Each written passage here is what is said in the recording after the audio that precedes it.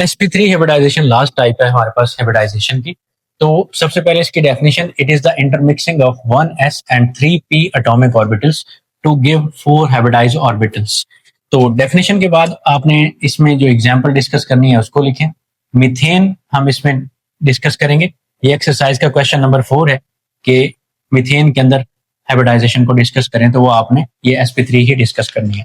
जब आप central example clarify कर लें, उसके बाद इसमें देखें सेंट्रल एटम कौन है। सेंट्रल एटम है यहाँ पे कार्बन, इसकी लिखें इलेक्ट्रॉनिक कन्फिग्रेशन, बॉक्सेस वाली लिख लें जी।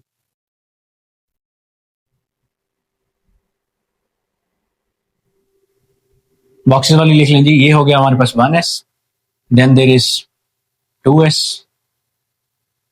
2px, 2py and 2pz। ये हमारे पास होगी जी ground state electronic configuration of carbon. 1s में 2 इलेक्ट्रॉन रख दें, 2s में भी 2 इलेक्ट्रॉन रख दें, इसी तरह से 2px में आपके पास तो 1 इलेक्ट्रॉन बच जाएगा और 2py में भी 1 इलेक्ट्रॉन। अब यहाँ पे अनपेड इलेक्ट्रॉन है 2। तो according to this electronic configuration carbon को 2 बॉन्ड बनाने चाहिए। इस टॉपिक के स्टार्ट में हमने डिस्कस किया था कि वीबीटी कहती है कि कार्बन को 2 बॉन्ड बनाने चाहिए, लेकिन हकीकत में कार्बन 4 बॉन्ड बनाती है। तो उस चीज को आप कैसे एक्सप्लेन करोगे? तो उसके लिए हम इसकी एक्साइटेड स्टेट इलेक्ट्रॉनिक कन्फिग्रेशन लिखेंगे कार्बन की। ये पहला बॉक्स बन गया 1s का, then 2s, then there is 2px, 2py and 2pz। इनके नेमिंग कर दें 2s, 2px, 2py and 2pz। 1s में आपके पास 2 इलेक्ट्रॉन है, ये तो बॉन्डिंग वगैरह में किसी चीज में भी टेक पार्ट नहीं करते क्योंकि इनर शेल है। अब यहां से एक s इलेक्ट्रॉन जंप करके चला जाएगा जी pz के अंदर, तो यहाँ पे s में 1 इलेक्ट्रॉन बच गया, px में ऑलरेडी 1 था, py में भी और pz में भी अब 1 हो गया। तो अब यहाँ पे टोटल 4 अनपेड इलेक्ट्रॉन्स हैं और ये चारों बॉन्ड बनाए तो कार्बन 4 बॉन्ड बना सकती है। तो यहाँ आके ये बात क्लियर हो जाती है कि कार्बन टेट्रावेलेंट होती है। सम टाइम यहाँ से क्वेश्चन आपसे पूछा जा सकता है कि इस इलेक्ट्रॉन को एनर्जी कहाँ से मिली इधर आने के लिए।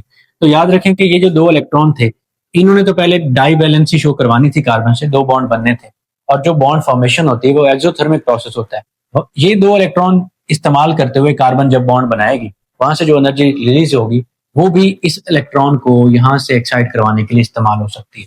दूसरी सूरत हाल ये है कि S और P में एनर्जी का इतना ज्यादा फर्क नहीं होता, इनकी एनर्जी कंपेरेबल होती है, और जब हाइब्रिडाइजेशन हो रही होती है इनकी एनर्जी जो डिफरेंट थी थोड़ी बहुत, वो जब इंटरमिक्सिंग के दौरान हमें इक्वल करनी है तो एनर्जी थोड़ी बहुत रिलीज करनी पड़ेगी, और जब वो एनर्जी रिलीज होगी तो वो इस इलेक्ट्रॉन को यहाँ से जंप करवाने के लिए इस्तेमाल हो जाएगी।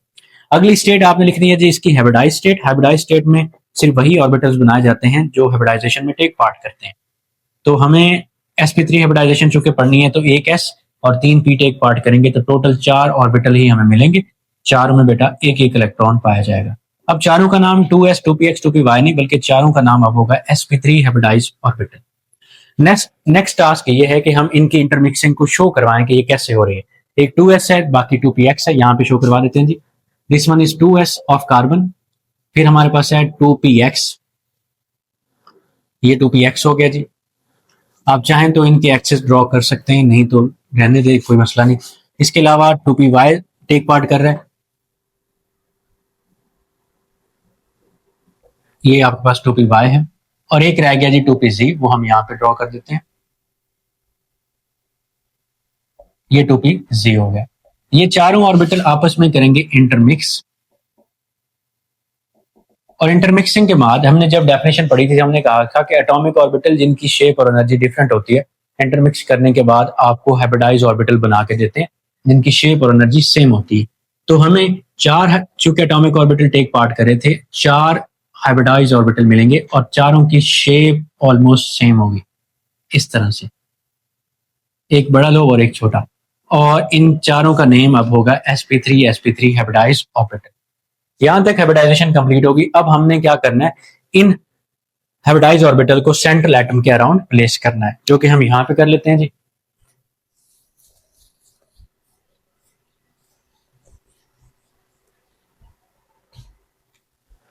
ये हमारा सेंट्रल एटम कार्बन है। हमने इन चारों ऑर्बिटल को इस तरह से प्लेस करना है कि जो शेप है ऑलमोस्ट आपको टेट्राहेड्रल मिले। इफ यू वांट आप इनको फिल भी कर सकते हो अच्छा दिखने के लिए।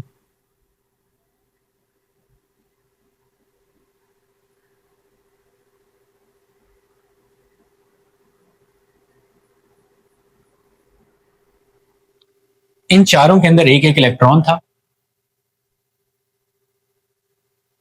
ये चारों क्या करेंगे, कार्बन के साथ 4 हाइड्रोजन भी है। हाइड्रोजन का एटॉमिक नंबर अगर हम देखते हैं तो 1 होता है और इसकी इलेक्ट्रॉनिक कन्फिग्रेशन 1s1 और इसका इलेक्ट्रॉन जो है s ऑर्बिटल के अंदर ही है।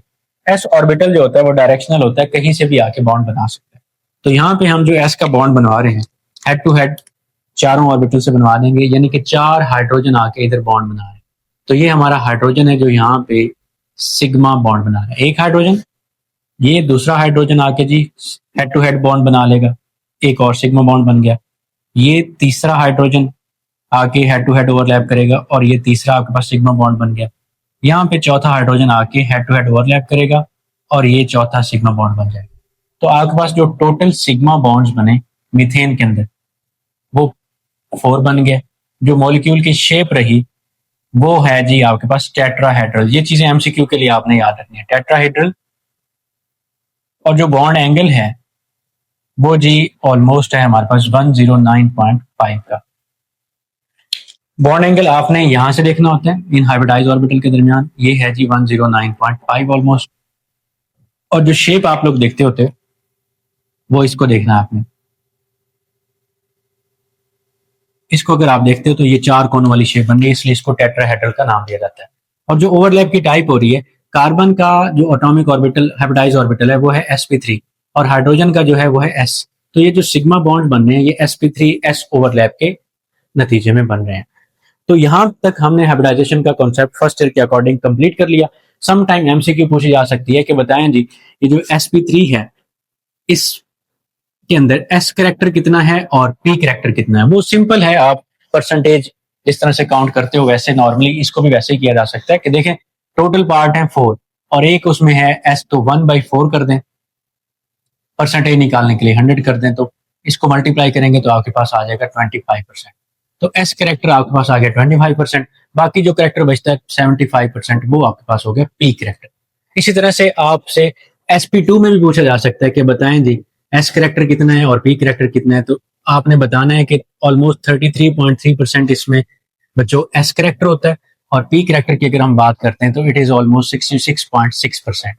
और sp में आपको अंडरस्टैंडेबल है, उसमें आपको वैसे ही पता होगा कि sp में 50% s करेक्टर होता है और 50% p करेक्टर पाया जाता है। That was all about the hybridization. इसके साथ में एक छोटा सा लेक्चर बनाऊंगा जिसमें आप किसी भी एमसीक्यू को इजीली सॉल्व कर सकते हो। उसमें क्वेश्चन ऐसे आएगा कि आपको कोई एग्जांपल दे दी जाएगी और उसमें कहा जाएगा बताएं सेंट्रल एटम कौन सी हाइब्रिडाइजेशन फॉलो कर रहा है।